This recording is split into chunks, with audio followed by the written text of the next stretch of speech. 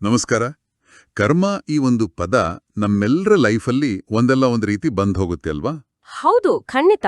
ಆರೋಗ್ಯ ಸರಿ ಇಲ್ಲದಿದ್ರು ಇದೇನೋ ನನ್ ಕರ್ಮ ಅಂತೀವಿ. ದುಡ್ಡು ಕಳೆದುಕೊಂಡ್ರು ಕರ್ಮ ಅಂತೀವಿ. ನಮ್ಮ ಆರೋಗ್ಯ, ಭಾಗ್ಯ, ಭವಿಷ್ಯ ಎಲ್ಲದಕ್ಕೂ ಇದೇ ಕಾರಣ ಅಂತಾರೆ. ನಿಜ. ಇವತ್ತು ಇದ್ರ ಬಗ್ಗೆನೇ ಸ್ವಲ್ಪ ಆಳವಾಗಿ ಮಾತಾಡೋಣ. ಹೌದು. ನಮ್ಮ ಮುಂದಿರುವ ಈ ಸೋರ್ಸ್ ಮೆಟೀರಿಯಲ್ ಪ್ರಕಾರ ಕರ್ಮದ ಈ ಸಿದ್ಧಾಂತವನ್ನು ಸರಿಯಾಗಿ ಅರ್ಥ ಮಾಡ್ಕೊಂಡ್ರೆ ಜೀವನದ ಗಾಡಿ ತನ್ನಿಂತಾನೇ ಸರಿಯಾದ ದಾರಿಗೆ ಬರುತ್ತೆ ಅಂತ ಹೇಳಲಾಗುತ್ತೆ. ನಾವು ಇವತ್ತು ನೋಡ್ತಿರೋ ಮಾಹಿತಿ ಬ್ರಹ್ಮಕುಮಾರೀಸ್ ಜ್ಞಾನದಿಂದ ಬಂದಿರೋದು.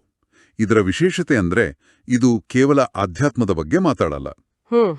ಕರ್ಮವನ್ನು ವಿಜ್ಞಾನ, ಮನೋವಿಜ್ಞಾನ ಮತ್ತು ನರವಿಜ್ಞಾನದ ಜೊತೆ ಸೇರಿಸಿ ಇದನ್ನೊಂದು ಕ್ರಿಯೆ ಮತ್ತು ವಿಧಿಯ ವಿಜ್ಞಾನ ಅಂತ ವಿವರಿಸುತ್ತೆ. ಹಾಗಾಗಿ ನಮ್ಮ ಇವತ್ತಿನ ಚರ್ಚೆಯ ಉದ್ದೇಶ ಕರ್ಮ ಅಂದ್ರೆ ನಾವು ಮಾಡುವ ಕೆಲಸ ಮಾತ್ರ ಅಲ್ಲ, ಅದಕ್ಕಿಂತ ತುಂಬಾನೇ ಆಳವಾದದ್ದು ಅನ್ನೋದನ್ನ ತಿಳಿದುಕೊಳ್ಳೋದು. ಸರಿ, ಹಾಗಿದ್ರೆ ಇಲ್ಲಿಂದಲೇ ಶುರು ಮಾಡೋಣ. ನನ್ನ ಪ್ರಕಾರ ಅಂದ್ರೆ ನಾನಿಷ್ಟು ದಿನ ಅಂದುಕೊಂಡಿದ್ದು ಕರ್ಮ ಅಂದ್ರೆ ನಾವು ಮಾಡುವ ಕೆಲಸಗಳು. ಹೌದು. ಒಬ್ಬರಿಗೆ ಸಹಾಯ ಮಾಡಿದ್ರೆ ಒಳ್ಳೆ ಕರ್ಮ, ನೋವು ಕೊಟ್ರೆ ಕೆಟ್ಟ ಕರ್ಮ, ಇಷ್ಟೇ ತಾನೆ? ಹೆಚ್ಚಿನವರು ಹಾಗೆ ಅಂದ್ಕೊಂಡಿರ್ತಾರೆ. ಆದ್ರೆ ಈ ಮೂಲಗಳು ಒಂದು ದೊಡ್ಡ ತಿರುವು ಕೊಡ್ತವೆ. ಅವುಗಳ ಪ್ರಕಾರ ನಾವು ಮಾಡುವ ದೈಹಿಕ ಕ್ರಿಯೆ ಅನ್ನೋದು ಕೊನೆಯ ಹಂತ, ಮೊದಲನೇದಲ್ಲ. ನಿಜವಾದ ಕರ್ಮ ಅದಕ್ಕೂ ಮೊದಲೇ ಸೃಷ್ಟಿಯಾಗಿರುತ್ತೆ, ನಮ್ಮ ಮನಸ್ಸಿನಲ್ಲೇ. ಒಂದ್ ನಿಮಿಷ, ನಾವು ಏನಾದ್ರೂ ಮಾಡುವ ಮೊದಲೇನಾ? ಇದು ಇಡೀ ಆಲೋಚನೆಯನ್ನೇ ಬದಲಾಯಿಸುತ್ತೆ. ಹಾಗಾದ್ರೆ ಕರ್ಮದ ನಿಜವಾದ ಅರ್ಥ ಏನು? ಈ ಜ್ಞಾನದ ಚೌಕಟ್ಟಿನಲ್ಲಿ ಕರ್ಮ ಅನ್ನೋದು 3 ವಿಷಯಗಳ ಒಂದು ಸಂಯೋಜನೆ. ಮೊದಲನೇದು ವಿಚಾರ, ಅಂದ್ರೆ ನಮ್ಮ ಆಲೋಚನೆ. ಓಕೆ. ಎರಡನೇದು ಆ ಆಲೋಚನೆಯ ಹಿಂದಿನ ಭಾವನೆ ಅಥವಾ ಇರಾದೆ, ಆ ಇಂಟೆನ್ಷನ್. ಹೌದು, ಇಂಟೆನ್ಷನ್. ಕೊನೆಯದಾಗಿ ಮೂರನೇದು ನಮ್ಮ ಕಾರ್ಯ ಅಥವಾ ಹೊರಗಿನ ಕ್ರಿಯೆ. ಹಾಗಾದ್ರೆ ನಾನು ಒಬ್ಬರ ಬಗ್ಗೆ ಮನಸ್ಸಿನಲ್ಲಿ ಕೆಟ್ಟದಾಗಿ ಯೋಚಿಸಿದೆ, ಆದ್ರೆ ಅವ್ರಿಗೇನೋ ತೊಂದರೆ ಮಾಡ್ಲಿಲ್ಲ ಅಂದ್ಕೊಳ್ಳಿ. ಆಗಲೂ ಅದು ನೆಗೆಟಿವ್ ಕರ್ಮದ ಲೆಕ್ಕಕ್ಕೆ ಬರುತ್ತಾ? ಇದು ಸ್ವಲ್ಪ ಭಯಾನಕ ಅಲ್ವಾ? ಯಾಕಂದ್ರೆ ನನ್ನ ಮನಸ್ಸು ದಿನಕ್ಕೆ 100 ಕಡೆ ಓಡುತ್ತೆ. ಹೌದು, ಸಹಜ. ಟ್ರಾಫಿಕ್ನಲ್ಲಿದ್ದಾಗ ಬಾಸ್ ಬಗ್ಗೆ ಹೀಗೆ ಏನೇನೋ ಕ್ಷಣಿಕ ಯೋಚನೆಗಳು ಬರ್ತವೆ. ಎಲ್ಲವೂ ನಮ್ಮ ಕಾಸ್ಮಿಕ್ ಸ್ಕೋರ್ ಬೋರ್ಡ್ ಮೇಲೆ ದಾಖಲಾದ್ರೆ ನಾವೆಲ್ಲರೂ ದೊಡ್ಡ ಸಂಕಷ್ಟದಲ್ಲೇ ಇದ್ದೀವಿ. ಇದೊಂದು ಸಹಜವಾದ ಪ್ರಶ್ನೆ. ಇದನ್ನ ಶಿಕ್ಷೆಯ ದೃಷ್ಟಿಯಿಂದ ನೋಡೋ ಬದಲು ಶಕ್ತಿಯ ಅಂದ್ರೆ ಎನರ್ಜಿಯ ದೃಷ್ಟಿಯಿಂದ ನೋಡ್ಬೇಕು ಅಂತ ಈ ಮೂಲಗಳು ಹೇಳ್ತವೆ. Energy, okay. ನಾವು ಒಂದು ನಕಾರಾತ್ಮಕ ಆಲೋಚನೆಯನ್ನು ಸೃಷ್ಟಿಸಿದಾಗ ಆ ಶಕ್ತಿ ಬೇರೆಯವರಿಗೆ ಹಾನಿ ಮಾಡುವ ಮೊದಲು ಅದು ನಮಗೆ ಮೊದಲು ಹಾನಿ ಮಾಡುತ್ತೆ. ಹಾಗೆ. ಅದು ನಮ್ಮದೇ ಸಿಸ್ಟಮ್ ಅನ್ನು, ನಮ್ಮದೇ ಆತ್ಮವನ್ನು ಮೊದಲು ಬಾಧಿಸುತ್ತೆ. ಅಂದ್ರೆ ಆ ಯೋಚನೆಯ ಮೊದಲ ಬಲಿಪುಷು ನಾವೇ. ನಿಖರವಾಗಿ. ಅದಕ್ಕೆ ಈ ಮೂಲಗಳಲ್ಲಿ ಒಂದು ಬಹಳ ಪ್ರಬಲವಾದ ಸಾಲಿದೆ. ಮೊದಲ ಕರ್ಮ ಆತ್ಮದ ಮೇಲೆ ಆಗುತ್ತದೆ, ನಂತರ ಶರೀರ ಮತ್ತು ಸಂಸಾರದ ಮೇಲೆ. ವಾವ್. ಪ್ರತಿಯೊಂದು ಆಲೋಚನೆಯೂ ಒಂದು ಬೀಜದ ಹಾಗೆ. ಅದು ತಕ್ಷಣ ಮರವಾಗದೇ ಇರಬಹುದು, ಆದ್ರೆ ಬೀಜವಂತೂ ಬಿತ್ತಲ್ಪಟ್ಟಿದೆ. ಇದು ಕರ್ಮದ ಬಗ್ಗೆ ಇಡೀ ತಿಳುವಳಿಕೆಯನ್ನ ಬದಲಾಯಿಸುತ್ತೆ. ಸರಿ, ಹಾಗಾದ್ರೆ ಈ ಮೂಲಗಳು ಕರ್ಮ ಸಿದ್ಧಾಂತವನ್ನ ನ್ಯೂಟನ್ರ 3ನೇ ನಿಯಮಕ್ಕೆ ಹೋಲಿಸ್ತವೆ. ಹೌದು. ಪ್ರತಿಯೊಂದು ಕ್ರಿಯೆಗೆ ಸಮಾನ ಮತ್ತು ವಿರುದ್ಧವಾದ ಪ್ರತಿಕ್ರಿಯೆ ಇರುತ್ತೆ ಅನ್ನೋ ಭೌತಿಕ ನಿಯಮ ಈ ಪ್ರಜ್ಞೆಯ ಜಗತ್ತಿಗೆ ಹೇಗನ್ವಯ ಆಗುತ್ತೆ? ಇದೊಂದು ಅತ್ಯುತ್ತಮ ಹೋಲಿಕೆ. ನ್ಯೂಟನ್ ನಿಯಮ ಭೌತಿಕ ಜಗತ್ತಿನಲ್ಲಿ ಕೆಲಸ ಮಾಡುತ್ತೆ. ಒಂದು ಚೆಂಡನ್ನು ಗೋಡೆಗೆ ಎಷ್ಟು ಜೋರಾಗಿ ಎಸೆಯುತ್ತೇವೋ ಅಷ್ಟೇ ವೇಗವಾಗಿ ವಾಪಸ್ ಬರುತ್ತೆ. ಕರೆಕ್ಟ್. ಕರ್ಮದ ನಿಯಮ ಪ್ರಜ್ಞೆ ಮತ್ತು ಶಕ್ತಿಯ ಮಟ್ಟದಲ್ಲಿ ನಿಖರವಾಗಿ ಇದೇ ರೀತಿ ಕೆಲಸ ಮಾಡುತ್ತೆ ಅನ್ನೋದು ಇಲ್ಲಿನ ವಾದ. ಪ್ರತಿಯೊಂದು ಕರ್ಮಕ್ಕೂ ಅದು ಚಿಕ್ಕದಿರಲಿ ದೊಡ್ಡದಿರಲಿ ಒಂದು ಖಚಿತವಾದ ಪ್ರತಿಕ್ರಿಯೆ ಇದ್ದೇ ಇರುತ್ತೆ. ಆದ್ರೆ ಇಲ್ಲೊಂದು ದೊಡ್ಡ ವ್ಯತ್ಯಾಸ ಇದೆ. ಗೋಡೆಗೆ ಎಸೆದ ಚೆಂಡು ತಕ್ಷಣ ವಾಪಸ್ ಬರುತ್ತೆ. ಅದೇ ಕರ್ಮದ ಫಲಕ್ಕೆ ಹಾಗಾಗಲ್ಲ. ನಾನು 10 ವರ್ಷದ ಹಿಂದೆ ಮಾಡಿದ ಒಂದು ಕೆಟ್ಟ ಕೆಲಸದ ಪರಿಣಾಮ ಇವತ್ತಿಗೂ ಆಗಿಲ್ಲದಿರಬಹುದು. ಇದೇ ಜನರನ್ನ ಗೊಂದಲಕ್ಕೀಡು ಮಾಡೋದು ಅಲ್ವಾ? ಖಂಡಿತ. ನೋಡು, ಅವನಷ್ಟು ಮೋಸ ಮಾಡ್ತಾನೆ, ಆದ್ರೂ ಚೆನ್ನಾಗಿದ್ದಾನೆ ಅಂತ ಮಾತಾಡ್ಕೊಳ್ಳೋದು ಇದಕ್ಕೆ ಅಲ್ವಾ? ಸರಿಯಾದ ಪಾಯಿಂಟ್. ಈ ಸಮಯದ ಅಂತರವೇ ಅತಿ ದೊಡ್ಡ ಭ್ರಮೆಯನ್ನು ಸೃಷ್ಟಿಸುತ್ತೆ. ಬಹುಶಃ ಪ್ರತಿಯೊಂದು ಕರ್ಮದ ಫಲ ತಕ್ಷಣವೇ ಸಿಕ್ಕಿದ್ರೆ ಯಾರೂ ಕೆಟ್ಟ ಕೆಲಸವನ್ನೇ ಮಾಡುತ್ತಿರಲಿಲ್ಲವೇನೋ. ಹೌದು, ನಿಜ. ಈ ಮೂಲಗಳು ಹೇಳುವುದೇನೆಂದರೆ ವ್ಯತ್ಯಾಸ ಇರೋದು ಕೇವಲ ಸಮಯದಲ್ಲಿ. ಫಲ ತಕ್ಷಣ ಸಿಗ್ಬಹುದು, ಕೆಲವು ತಿಂಗಳ ನಂತರ, ಕೆಲವು ವರ್ಷಗಳ ನಂತರ, ಅಥವಾ ಮುಂದಿನ ಜನ್ಮದಲ್ಲೂ ಸಿಗ್ಬಹುದು ಅಂತಾರೆ. ಹೌದು, ಮುಂದಿನ ಜನ್ಮದಲ್ಲೂ ಸಿಗ್ಬಹುದು. ಆದರೆ ಲೆಕ್ಕಾಚಾರ ಮಾತ್ರ ಪಕ್ಕಾ. ಅದೊಂದು ಮುರಿಯಲಾಗದ ಸಾರ್ವತ್ರಿಕ ನಿಯಮ. ಸರಿ, ಕರ್ಮದ ಬಾಹ್ಯ ಫಲ ಸಿಗಲು ಸಮಯ ಬೇಕಾಗಬಹುದು. ಆದರೆ ನಾವು ಒಂದೇ ರೀತಿಯ ಆಲೋಚನೆಯನ್ನು ಪದೇ ಪದೇ ಮಾಡಿದ್ರೆ ನಮ್ಮ ಮೆದುಳಿನ ಮೇಲೆ ತಕ್ಷಣದ ಪರಿಣಾಮ ಆಗುತ್ತಾ? ಖಂಡಿತ. ಇಲ್ಲಿಯೇ ನರವಿಜ್ಞಾನದ ಅಂದ್ರೆ ನ್ಯೂರೋಸೈನ್ಸ್ನ ಪ್ರಸ್ತಾಪ ಬರೋದು. ಓಕೆ. ಆಧುನಿಕ ನರವಿಜ್ಞಾನ ಹೇಳುತ್ತೆ, ನಾವು ಏನನ್ನಾದ್ರೂ ಯೋಚಿಸಿದಾಗ ನಮ್ಮ ಮೆದುಳಿನಲ್ಲಿ ನರಕೋಶಗಳ ನಡುವೆ ಒಂದು ದಾರಿ ಅಂದ್ರೆ ಒಂದು ನ್ಯೂರಲ್ ಪಾಥ್ವೇ ಸೃಷ್ಟಿಯಾಗುತ್ತೆ. ನಾವು ಒಂದೇ ಯೋಚನೆಯನ್ನು ಪದೇ ಪದೇ ಮಾಡಿದಾಗ ಆ ದಾರಿ ಗಟ್ಟಿಯಾಗ್ತಾ ಹೋಗುತ್ತೆ. ಹಸಿ ಮಣ್ಣಿನ ಮೇಲೆ ಪದೇ ಪದೇ ನಡೆದಾಗ ಒಂದು ಕಾಲ್ದಾರಿ ಆಗುತ್ತಲ್ಲ ಹಾಗೆ. ಕರೆಕ್ಟ್. ಅದ್ಭುತವಾದ ಹೋಲಿಕೆ.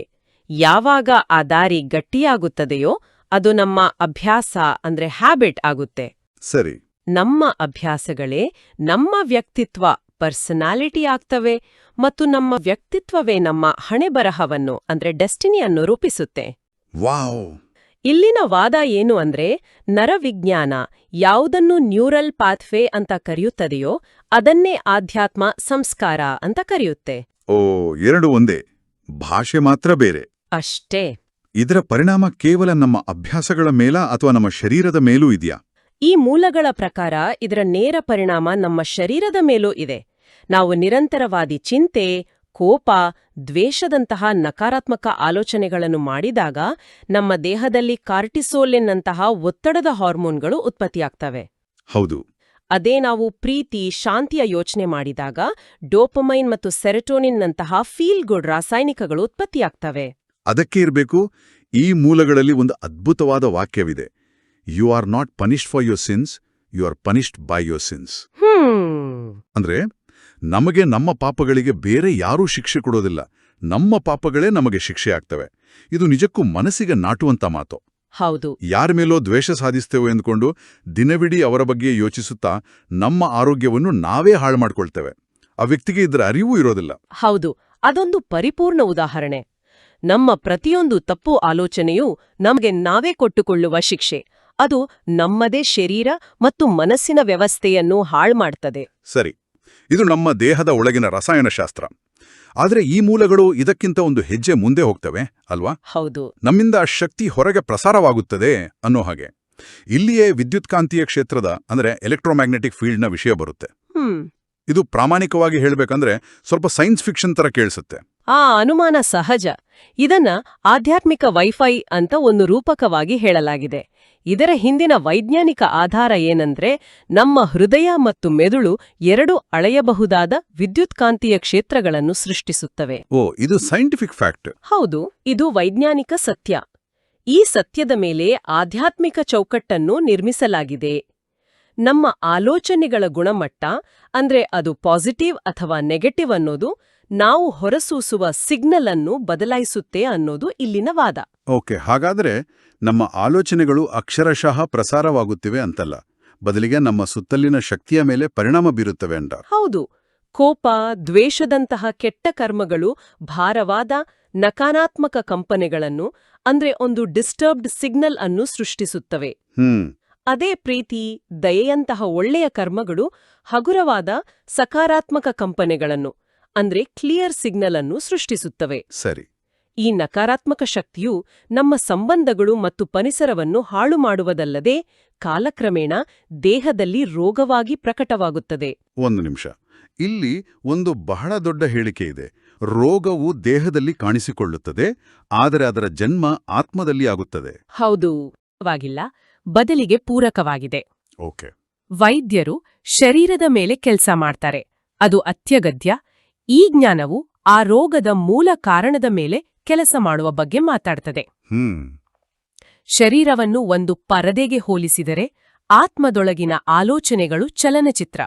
ಚಲನಚಿತ್ರವೇ ಸರಿಯಿಲ್ಲದಿದ್ದರೆ ಪರದೆಯ ಮೇಲೂ ದೋಷ ಕಾಣಿಸುತ್ತದೆ. ನೀವು ಬಿತ್ತಿದ್ದನ್ನೇ ಬೆಳೆಯುತ್ತೀರಿ ಅನ್ನೋ ಈ ಕಲ್ಪನೆ ಕೇವಲ ಭಾರತೀಯ ದರ್ಶನಕ್ಕೆ ಸೀಮಿತವೇ? ಖಂಡಿತ ಇಲ್ಲ. ಈ ಮೂಲಗಳು ಹೇಳುವಂತೆ ಇದೊಂದು ಸಾರ್ವತ್ರಿಕ ನಿಯಮ. ಕ್ರಿಶ್ಚಿಯನ್ ಧರ್ಮದಲ್ಲಿ as you sow, so shall you reap ಅಂತ ಸ್ಪಷ್ಟವಾಗಿ ಹೇಳಲಾಗಿದೆ. ಹೌದು. ಇಸ್ಲಾಂನಲ್ಲಿ ಪ್ರತಿಯೊಂದು ಅಣುವಿನಷ್ಟು ಕರ್ಮದ ಲೆಕ್ಕವೂ ಇರ್ತದೆ ಅಂತಾರೆ.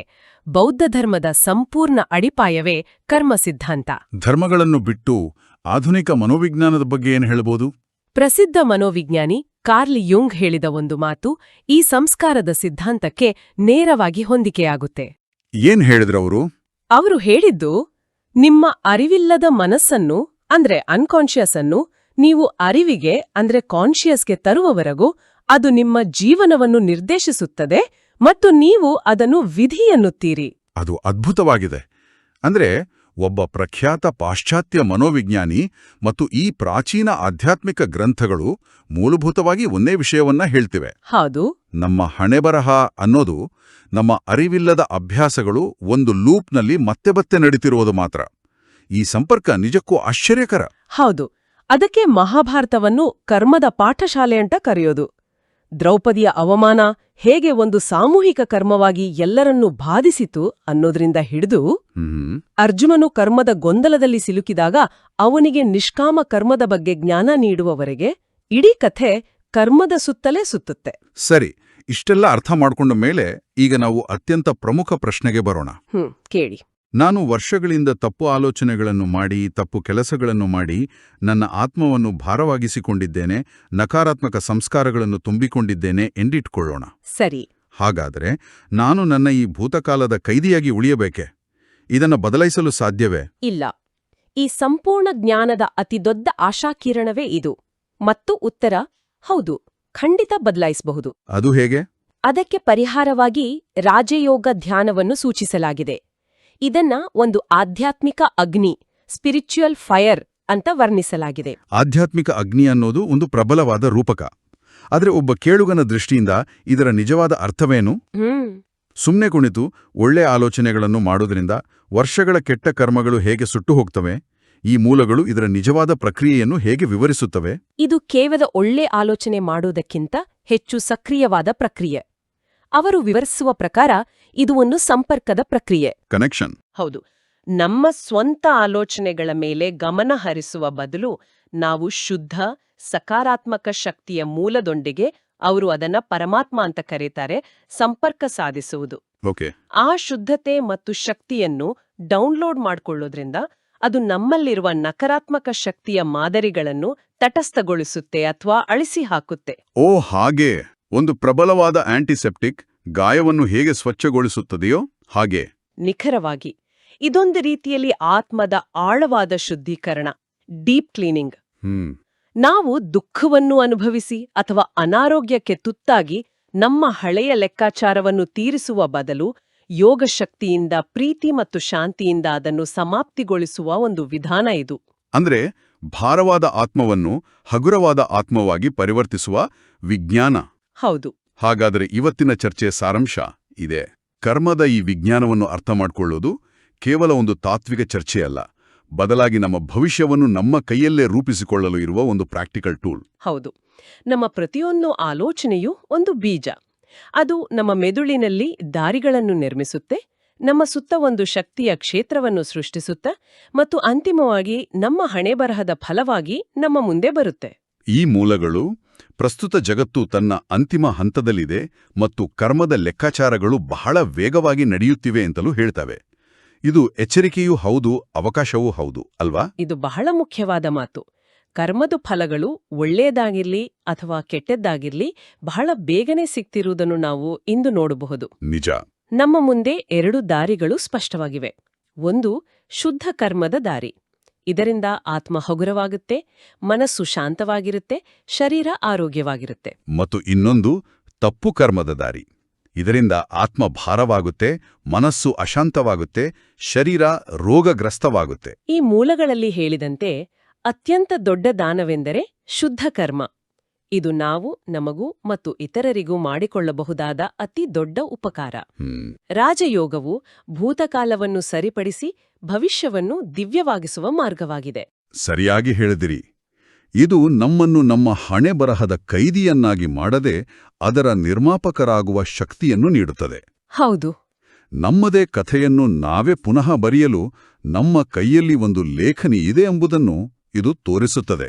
ಈಗ ಆ ಲೇಖನಿಯನ್ನು ಬಳಸಿ ಭಾರವಾದ ಆತ್ಮದ ಕಥೆಯನ್ನು ಮುಂದುವರಿಸಬೇಕೆ ಅಥವಾ ಹಗುರವಾದ ಆತ್ಮದ ಹೊಸ ಅಧ್ಯಾಯವನ್ನು ಪ್ರಾರಂಭಿಸಬೇಕೆ ಎಂಬುದು ಪ್ರತಿಯೊಬ್ಬರ ವೈಯಕ್ತಿಕ ಆಯ್ಕೆ.